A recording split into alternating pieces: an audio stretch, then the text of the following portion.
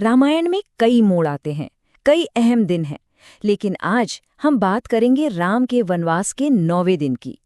ये एक ऐसा दिन था जिसमें भाई का प्यार, गहरा दुख और एक कभी न टूटने वाला वचन सब कुछ एक साथ सिमटाया था। ये कहानी है भरत मिलाप की, जो शायद रामायण का सबसे भावुक, सबसे दिल को छू लेने वाला पल है। तो सवाल यही उठता है कि आखिर रामायण का सबसे भावुक दिन था कौन सा? इसका जवाब हमें चित्रकूट के घने जंगलों में मिलता है, जहां एक भाई दूसरे को ढूंढने निकला था और जहां खुशी और गम एक साथ मिले। तो चाहिए इस कहानी की गहराइयों में उतरते हैं। ये सब कुछ हुआ चित्रकूट की पवित्र धरती पर।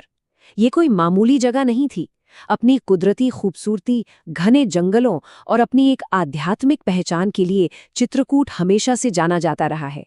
और यहीं पर भगवान राम अपने वनवास का समय गुजार रहे थे। और यहीं पर इतिहास की सबसे यादगार मुलाकातों में से एक हुई। तो कहानी का पहला हिस्सा शुरू होता है भरत की खोज से।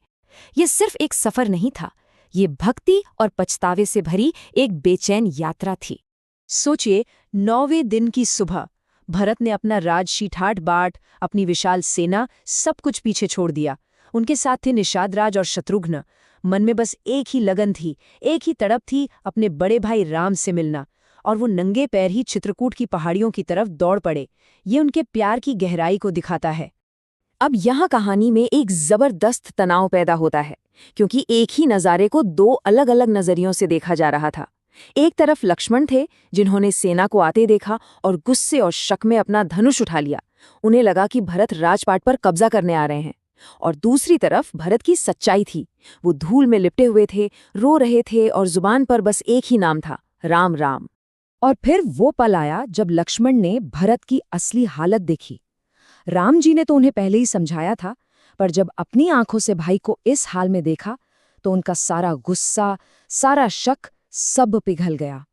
उनके हाथ से धनुष अपने आप गिर गया और आंखों में पछतावे के आंसू भर आए कि उन्होंने अपने इतने महान भाई पर शक कैसे कर लिया।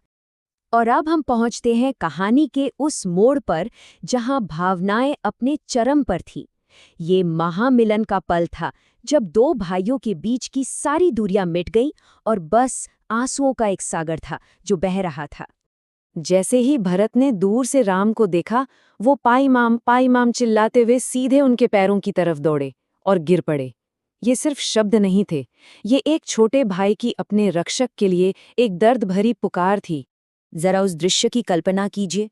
जैसे ही राम की नजर भरत पर पड़ी, उन्होंने एक पल भी नहीं गवाया।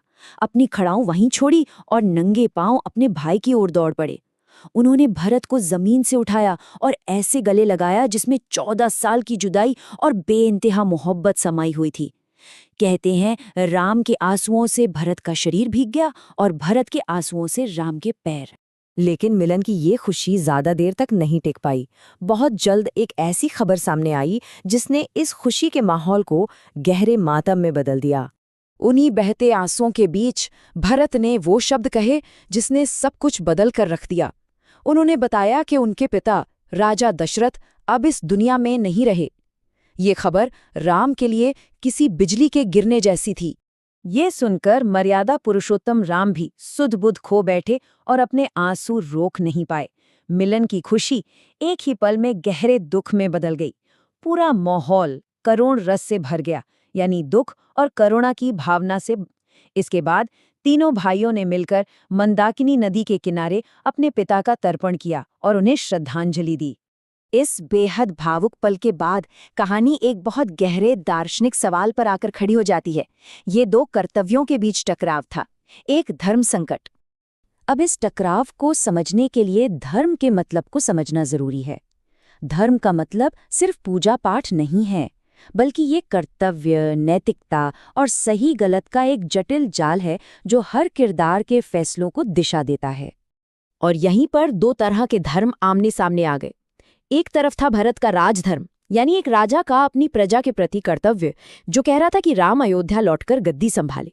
और दूसरी तरफ था राम का पुत्र धर्म, यानी एक बेटे का अपने पिता को दिए वचन को निभाने का कर्तव्य। ये एक बहुत बड़ा नैतिक संकट था, जहां अपनी अपनी जगह दोनों सही थे। और इस धर्म संकट के जवाब में राम ने वो बात कही जो उनके चरित्र और उनके खानदान के मूल सिद्धांत को दिखाती है। उन्होंने साफ कहा कि रघुकुल की यही रीत है कि वचन का मान जान से भी बढ़कर होता है। उनका फैसला बिल्कुल अटल था। आखिर में चलिए देखते हैं कि कैसे इस सदियों पुरानी कहानी की विरासत आज भी जिंदा है और पत्थर पर पड़े निशान हमें उस महान दिन की याद दिलाते हैं। ये बात कितनी हैरान करने वाली है कि कैसे आस्था और इतिहास यहाँ आकर एक हो जाते हैं।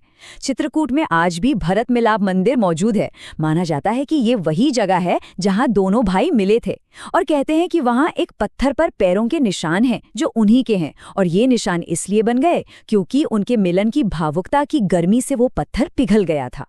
कहानी का अंत भी उतना ही असरदार है। भरत अयोध्या तो लौटे, पर उन्होंने राजगद्दी नहीं संभाली। इसकी जगह उन्होंने सिंहासन पर राम की खड़ाऊं रखीं और 14 साल तक सिर्फ एक प्रतिनिधि बनकर राजकाज चलाया।